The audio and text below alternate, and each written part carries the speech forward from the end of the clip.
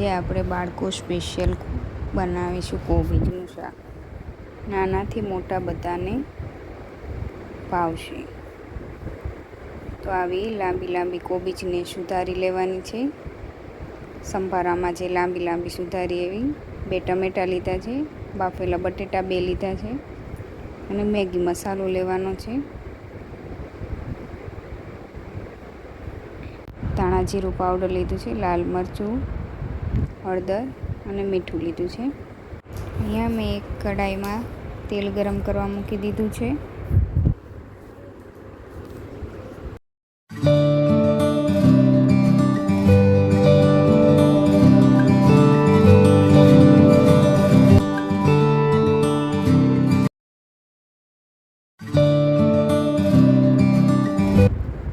તેલ ગરમ થઈ જાય એટલે રાઈ નાખશું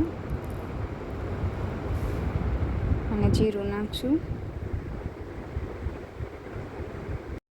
અને હિંગ નાખીશું.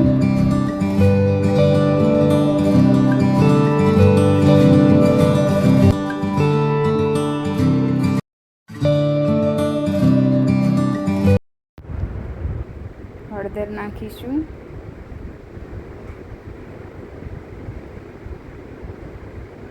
અને કોબીજને ધોઈ નાખી છે મેં. કોબીજ નાખી દઈશું.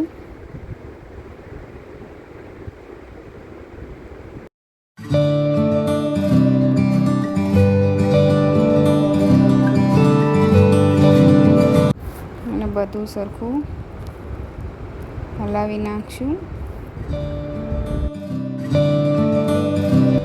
હવે આપણે મીઠું નાખીશું. મીઠું આપણે મેગી મસાલો નાખવાનો છે એટલે થોડું ઓછું નાખવાનું છે. બધું મિક્સ થઈ જાય એટલે આપણે ઢાંકણું ઢાંકી દઈશું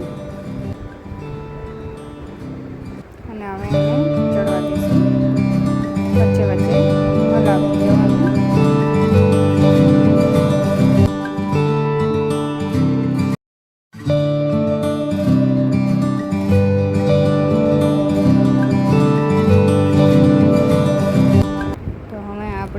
કોબીજ ચડી ગઈ છે એટલે હવે તેમાં આપણે ટમેટાં નાખીશું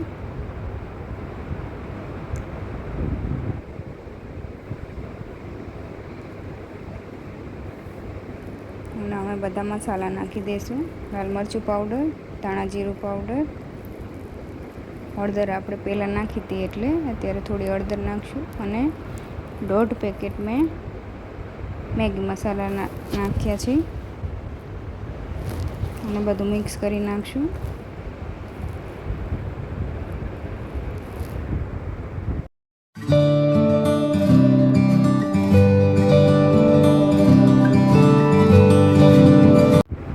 અને બધું સરસ રીતના મિક્સ થઈ જાય એટલે આપણે ઢાંકી દઈશું.